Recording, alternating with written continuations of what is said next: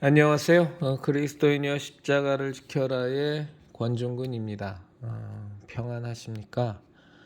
예수님의 참된 평안이 여러분과 여러분의 가족분들과 함께 또 저와 저희 가족과 함께 하기를 진심으로 바랍니다. 오늘 함께 나눌 말씀은 고린도후서 4장 5절입니다. 우리는 우리를 전파하는 것이 아니라 오직 그리스도 예수의 주 되신 것과 또 예수를 위하여 우리가 너희의 종된 것을 전파함이라. 다시 읽겠습니다. 우리는 우리를 전파하는 것이 아니라 오직 그리스도 예수의 주 되신 것과 또 예수를 위하여 우리가 너희의 종된 것을 전파함이라.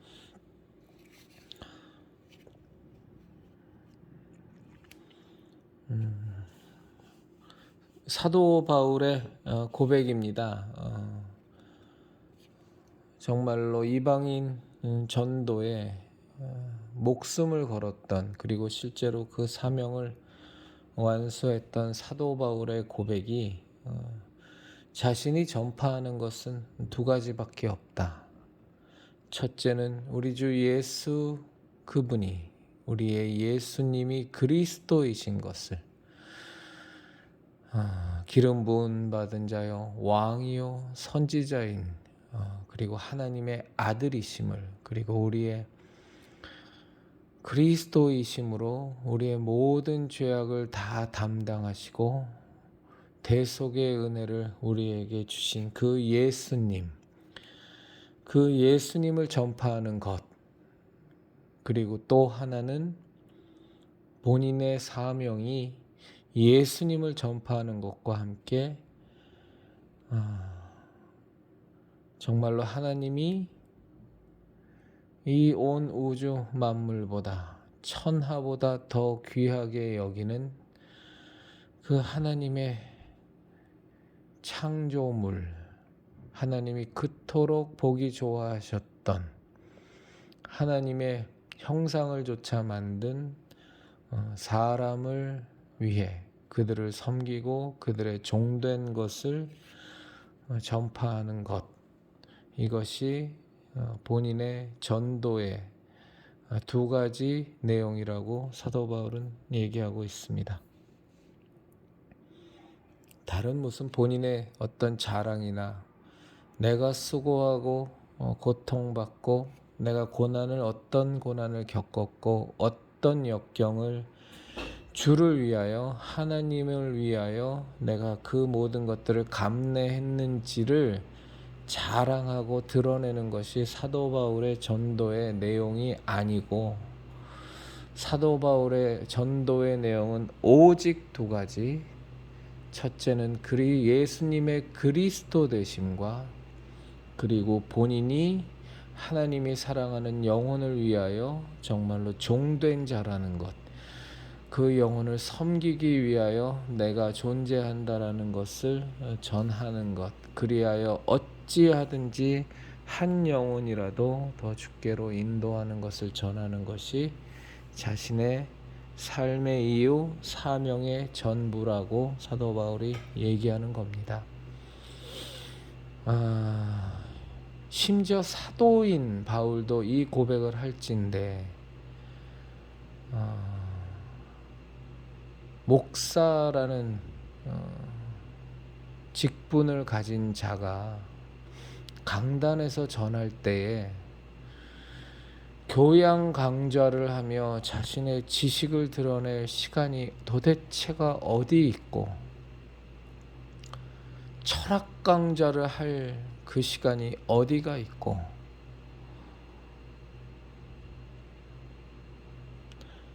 세상을 살아나가는 유익한 방법을 떠들 시간이 어디가 있고, 참 조심스러운 말씀입니다만 저는 목사의 직분을 가진 자들이 설교할 내용을 놓고서 고민을 한다라는 것 자체가 저는 사실은 이해가 되지 않습니다. 어, 정말로 하나님이 그토록 사랑하시는 온 천하보다도 귀한 영혼들을, 그 영혼의 숫자가 한 명이든 10명이든 100명이든 1000명이든 정말 그 영혼이 어찌하든지 더욱더 하나님을 사랑하게 만들고 더욱더 하나님을 만나게 하고 더욱더 마음을 다하고 힘을 다하고 정성을 다하고 목숨을 다하여 하나님을 사랑하고자 하는 마음을 품을 수 있도록, 그것이 억지로가 아니라 진정한 신앙 가운데에서 그런 마음을 품을 수 있도록 갖게 하려면, 그것을 스스로 신앙으로 소유하게 하려면 정말로 예수님에 대해서 전할 내용이 한도 끝도 없이 많아서 항상 시간이 모자르고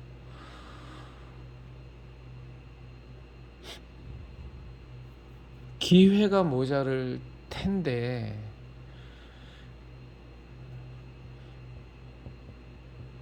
그 주일날 공예배를 드리면서 설교할 내용이 없어서 남의 설교를 갖다가 베껴서 그것을 전하지를 않나, 이전에 있던 설교들을 짜집기 해서 마치 새로운 것처럼 전하지를 않나.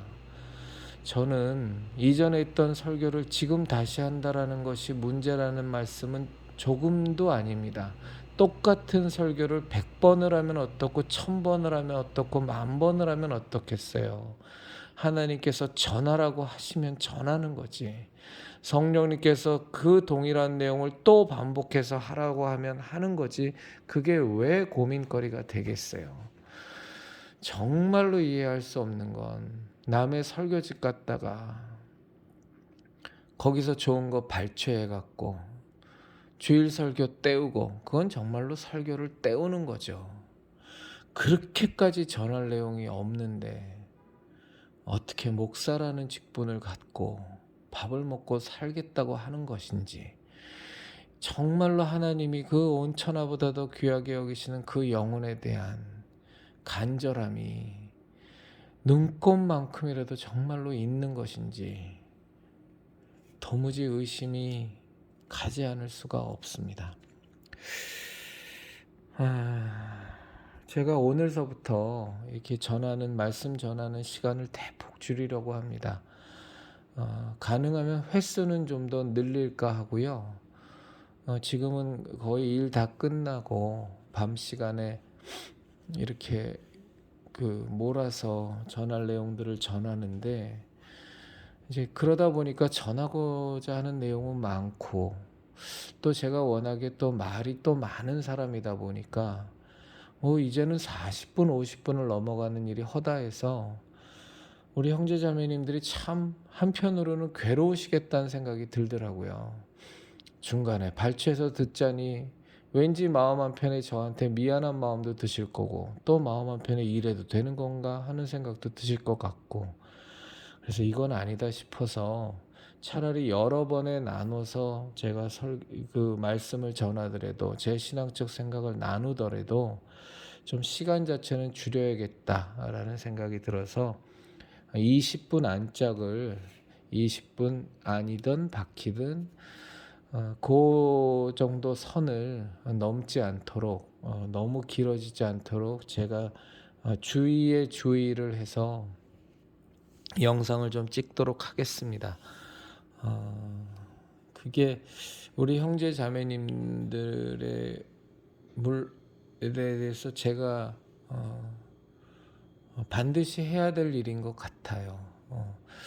제가 영상 찍은 것들을 또 다시 돌려보면, 물론 하나님께서 제게 생각나게 하시고 제 마음에 전하라고 하는 것들을 전하기는 하는데, 제가 이렇게 여러 번 반복해서 들어보면 똑같은 내용을 여러 차례 중복해서 얘기하는 경우도 많고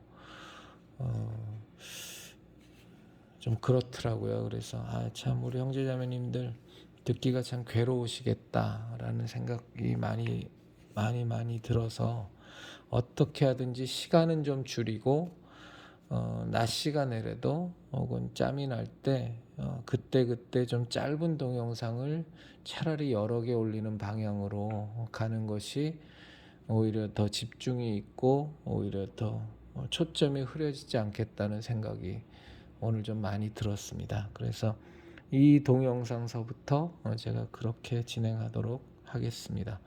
물론 하나님께서 어느 날 강권하셔서 긴 말씀을 주시면 또 그것은 제가 또 무조건 순종해서 전하도록 하겠습니다. 우리 형제자매님들이 듣기에 어렵지 않게 짧게 핵심만 전하는 것도 제가 해야 될 일이고, 또 그와 함께 아울러서 그럼에도 불구하고 하나님께서 전하라고 하신 것들은 또 다 전하는 것도 또 제가 반드시 최우선적으로 해야 될 일이기 때문에 좀 주의하면서 그렇게 앞으로 영상을 좀 찍도록 하겠습니다. 오늘 제가 좀 괴로운 날입니다. 왜 괴롭냐 하면 오늘의 제목은, 이 영상의 제목은 아주 노골적으로 쓸 겁니다. 예장통합교회를 떠나라 라는 제목이 이 영상의 제목이 될 겁니다. 저는 그 예장통합교단의 교회를 여러 군데 다녔었습니다. 이제 그 중에 하나가 영락교회를 한 6개월, 1년? 제가 정확히 기억은 안 납니다. 20대 때라서 너무 오래전이라서. 그렇게 다닌 적이 있었는데, 그때의 영락교회 담임 목사가 누구였냐면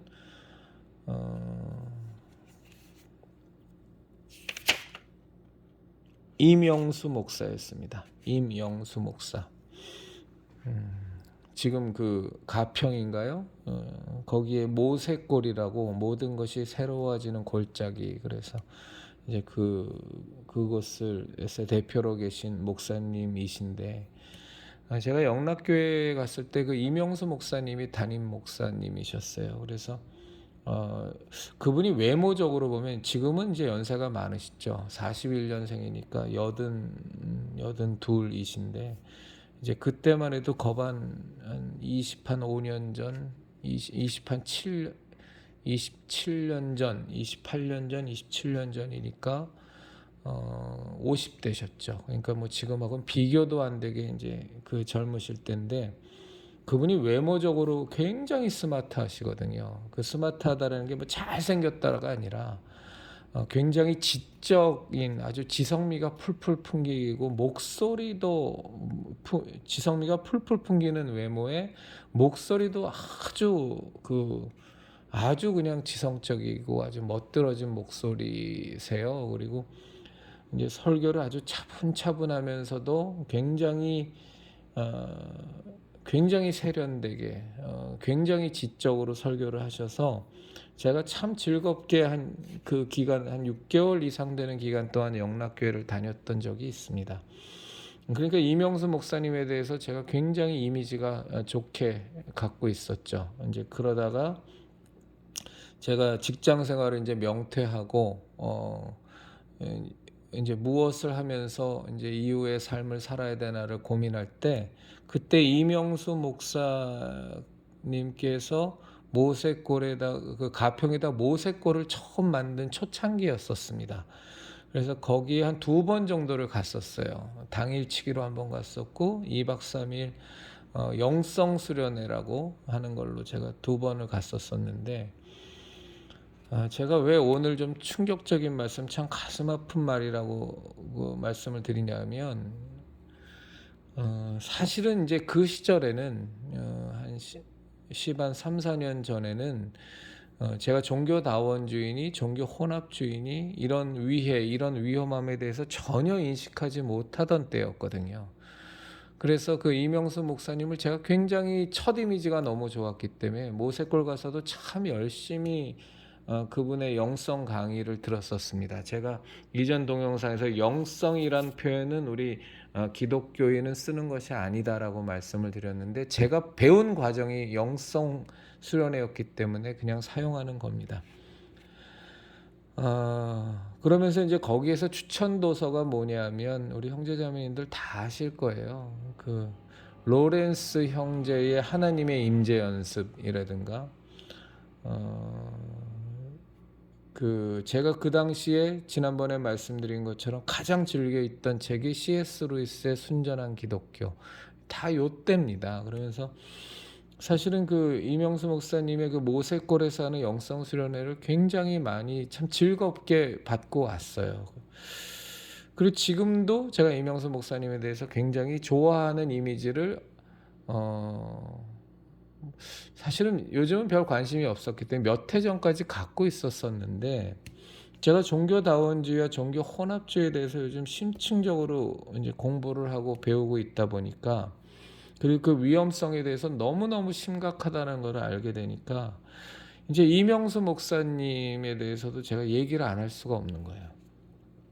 그러니까 이명수 목사님이 설교하실 때 툭 하면 꺼내는 사람이 신학자 칼 바르트입니다.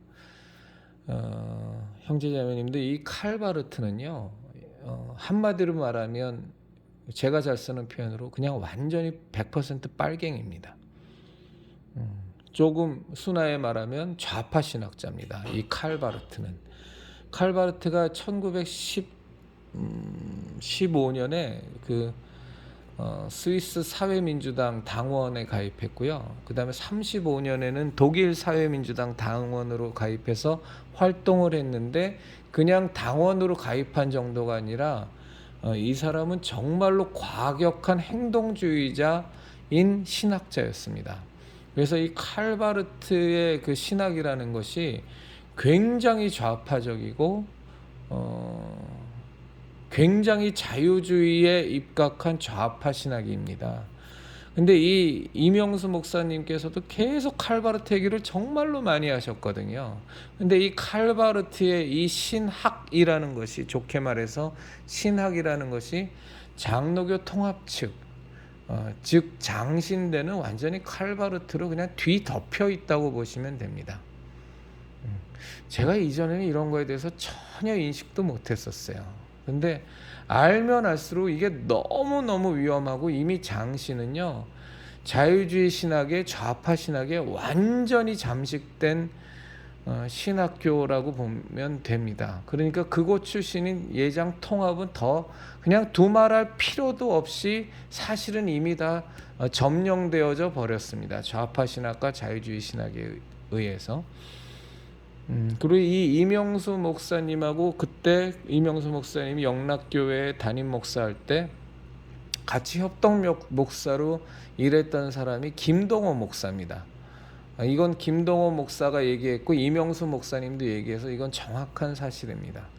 그래서 이명수 목사님하고 김동호 목사님의 관계가 참 막역해서, 이명수 목사께서 모세골 하실 때에도 김동호 목사가 자기의 그 높은 뜻 교회 그룹에 이명수 목사님을 초청해서, 그래서 특별 강의도 듣고 뭐 그랬습니다. 두 사람의 관계가 뭐 얼마나 끈끈한지 모르지만 아주 깊은 인연이 있습니다. 그러니까 이명수 목사께서는 칼 바르트의 신학을 굉장히 존중하죠. 그리고 모세골이라는 것을 통해서, 모세골에서 영성훈련 프로그램은 완전히 가톨릭적인 영성훈련 프로그램입니다. 저희 개신교적인 요소가 거의 없다고 보셔도 됩니다. 항상 침묵기도하고, 속으로 좋게 표현해서 묵상기도지, 사실은 가톨릭의 침묵기도하고 동일한 영성을 갖고 있어서 저희 개신교 신앙에서는 받아들일 수 없는 것을 이명수 목사가 대표하는 모세골에서는 1년에 몇십 차례씩 그 영성 수련회가 벌어집니다. 사실은 전 이 얘기를 하는 게 지금 저는 너무너무 가슴이 아파요. 왜냐하면 이명수 목사님 너무 존경했었기 때문에. 그런데도 불구하고 우리 형제자매님들하고 나누지 않을 수 없어서 나누는 겁니다. 그리고 이명수 목사께서 주님의 교회 담임 목사할 때나, 주님의 교회가 이재철 목사도 개척한 교회거든요. 그 다음 목사가 이명수 목사였습니다.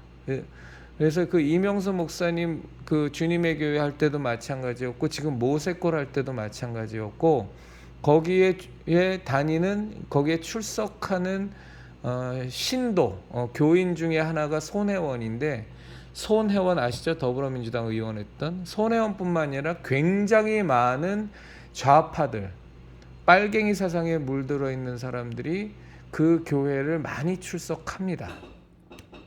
저는 지금도 이명수 목사님에 대한 이미지가 워낙 저는 좋게 갖고 있어서 그분이 빨갱이라는 생각은 저는 하지 않습니다. 다만 그분이 장신대학교를 나오고 통합층 목사가 되면서 본인이 인식했건 인식하지 않았건 간에 무지무지하게 많이 좌파 신학에 자유주의 신학에 본인이 물들어 버렸고, 왜? 그걸 배웠으니까요. 그리고 본인의 영성 자체가 가톨릭 영성, 본인의 신앙이 가톨릭 영성에 완전히 오염되어 있다는 것을 아마 지금도 이명수 목사가 알 수도 있고 모를 수도 있는데, 알면 정말로 저는 나쁜 사람이라고 생각하고요. 모른다면 정말로 안타까운 분이죠. 제가 지금 이명수 목사님을 이렇게 얘기하는 것 자체가 정말로 힘이 들지만 그래도 우리 형제자매님들하고 나눠야 되기 때문에 나누는 겁니다. 그리고 제가 이명수 목사님 그 모세골에서 훈련받을 때 받은 모든 추천 도서가 거의 대부분 로렌스 형제의 하나님의 인재연습서부터 거의 대부분 모든 책들이 다 가톨릭 영성과 관련된 것이어서 정말로 심각합니다. 정말로 심각하고, 또 한 분 말씀을 드릴게, 김진홍 목사인데요. 김진홍 목사하고 이명수 목사하고 연세가 똑같으세요. 1941년생. 우리 나이로 82세입니다. 굉장히 원로시죠. 김진홍 목사가 지금 보니까, 근데 김진홍 목사가 둘의 수도원을 운영하는 사람입니다. 제가 지난번에 말씀드렸죠. 수도원이라는 건 기독교 신앙에선 받아들일 수 없는 용어입니다. 그런데 이명수 목사의 모세골도 수도원과 같은 모습입니다. 다만 수도사는 없죠. 지금은 있는지 모르겠어요. 제가 갔었던 10몇 년 전에는 없었습니다. 그런데 김진홍 목사가의 둘의 수도원에 수도사가 있는지는 모르겠지만 일단 명칭 자체가 수도원이고, 그리고 김진홍 목사가 하는 그 기도의 모습이 무엇이냐면,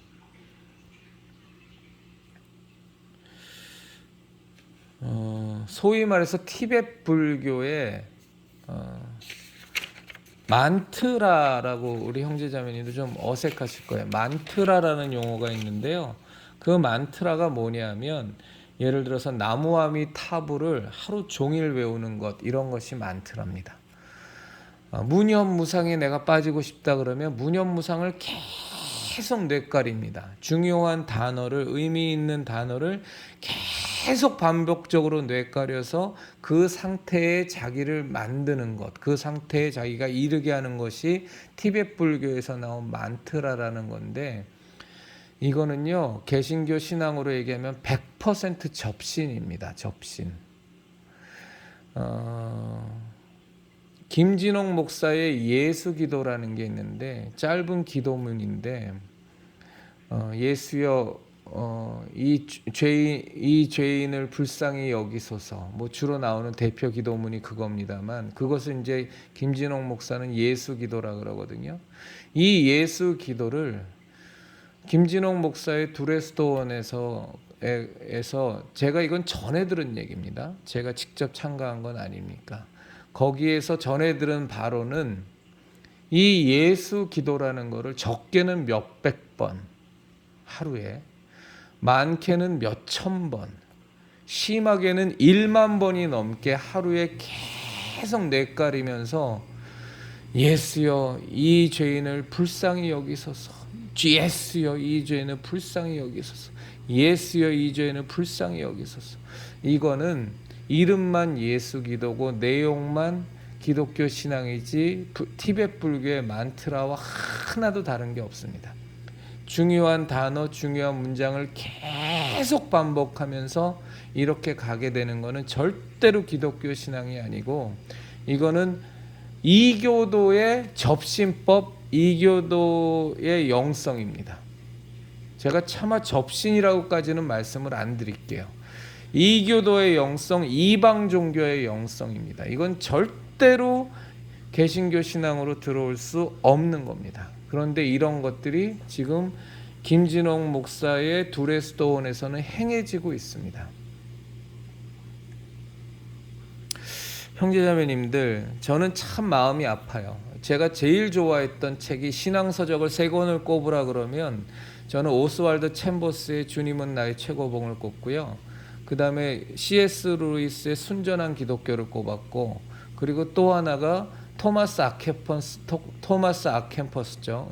가톨릭 사제인데 토마스 아켐퍼스의 그리스도를 본받아였어요. 근데 이 3가지가 다 종교다원주의, 종교혼합주의, 근본적으로는 가톨릭 영성에 바탕을 두고 있는 것이었어요. 제가 그런데도 불구하고 정말 똥오줌 못 가릴 때 이 3권을 제가 가장 사랑하고 가장 많이 사람들에게 사주고 선물했던, 가장 좋아했던 신앙서적 3권이 토마스 아켐퍼스의 그리스도를 본받아, C.S. 루이스의 순전한 기독교, 오스왈드 챔버스 목사의 주님은 나의 최고봉이었어요. 제가 요즘 본격적으로 종교다원주의, 종교혼합주의, 가톨릭 영성으로 완전히 오염돼 가고 무너져 있는 개신교계의 실태에 대해서 계속 공부하면서 어떻게 이렇게 저는 똥오줌 못 가리는 과거의 삶이 있었는지 진짜 너무너무 마음이 아픕니다. 우리 형제자매님들은 절대로 저 같은 실수하지 마세요. 그리고 제가 지금 우리 형제자매님들에게 분명히 말씀드립니다. 저는 이명수 목사나 김진홍 목사가 이단이라고는 말씀을 못 드리겠습니다. 그렇게까지는 말씀을 못 드리는데 굉장히 문제가 많은 사람이고요. 그 2사람의 영성은 절대로 기독교적인 영성만 있는 것이 아닙니다. 기독교적인 영성이 없다고는, 기독교적인 신앙이 없다고는 저는 말씀 못 드리겠습니다만 기독교 신앙이 있으시겠죠. 그런데 그 2분의 신앙은 굉장히 많은 가톨릭 영성과 이교도 영성과 이방 종교 영성, 이교도의 영성, 가톨릭 영성으로 떡칠이 되어 있고요. 이명수 목사는 또 그분의 학력 중에 하나가 칼융 심리연구소인가, 거기서의 또 수학 경력도 있습니다. 칼융은 그에 대해서 아시죠? 그 사람은 정말로 기독교를 유일신앙으로 받아들이지 않는 대표적인 신학자입니다. 그리고 티베트 불교의 만트라라는 이런 계속 똑같은 것을 외우는 것을 대표적으로 그런 방식의 것으로 우울증 치료라든가 정신병 치료에 적용했던 사람이 칼융입니다. 굉장히 위험한 사람인데 그 칼융 연구원인가, 거기를 또 이명수 목사는 수학까지 했습니다. 제가 참 마음이 안 좋습니다. 제가 참 좋아했던 책이 다 그런 책이었고, 제가 정말 좋아했던, 전 김진홍 목사도 굉장히 좋아했었거든요. 그 여유로움과 그 여유로움 속에서 또 묻어나는 그 유머, 그러면서도 촌철살인 같은 그 설교를 굉장히 좋아했었는데, 그리고 새벽을 깨우리로다에서도 아시는 것처럼 정말로 실천적인 신앙인이었잖아요. 그래서 정말 좋아했었는데 이제 저는 완전히 다 그거에 대한 것이 모두가 다 박살 나버렸습니다. 우리 형제자매님들은 저 같은 전철을 밟지 않으시길 정말로 권해드리고요. 아울러서 저는 분명히 말씀드립니다. 예장 통합은 기독교인이 다닐 수 있는 교회가 아닙니다. 칼바르트에 완전히 오염돼서 좌파 신학과 자유주의 신학에 찌들어버린 예장 통합, 가톨릭 영성이 완전히 다 기독교 신앙을 침몰시키고 있는 예장 통합, 좌파 신학, 자유주의 신학이 완전히 다 매몰시켜버린, 숨도 못 쉬게 기독교 신앙을 다 박살내버린 예장 통합은 우리 형제자매님들이 이유를 불문하고 떠나셔야 됩니다. 속해 있는 교회가 예장통합교단의 교회시면 목사를 어떻게 하든 설득해서 예장통합교단에서 탈퇴해서 고신으로 옮기든 백석으로 옮기든 다른 건강한 WCC 가입하지 않은 교단으로 옮기게 하든지, 거의 이거 불가능합니다, 사실은. 그런데 그렇지 않다라면 예장통합교단 소속의 교회는 무조건 떠나십시오. 제가 감히, 정말로 어줍지 않게, 건방지게 감히 우리 형제자매님들에게 정말로 강하게 권면드립니다. 제발 부탁드립니다. 그리스도인이여 십자가를 지켜라의 형제자매님들, 예수님만이 우리의 구원이십니다. 예수님만이 길이요 진리요 생명이고 다른 구원의 길은 전혀 없습니다. 다른 우리 영혼이 살 길과 진리와 생명은 절대로 없습니다. 오직 예수 그리스도의 십자가 대속의 은혜로만, 오직 예수 그리스도의 보혈의 능력으로만 우리는 죄사함 받고 하나님의 자녀로 거듭날 수 있습니다. 이 절대적인 십자가 신앙을 우리는 어떤 경우에도 결코 타협할 수 없습니다. 어떤 가톨릭 영성도, 어떤 이교도 영성도, 어떤 이방 종교의 영성도 우리는 절대로 용납할 수 없습니다. 악은 어떠한 모양이라도 버리라고 하신 그 말씀처럼 우리는 이 악한 모습들을 눈꼽만큼도 용납할 수 없고 손톱만큼도 용납할 수 없습니다. 철저히 배격하는 우리 형제 자매님들과 제가 되기를 진심으로 바랍니다.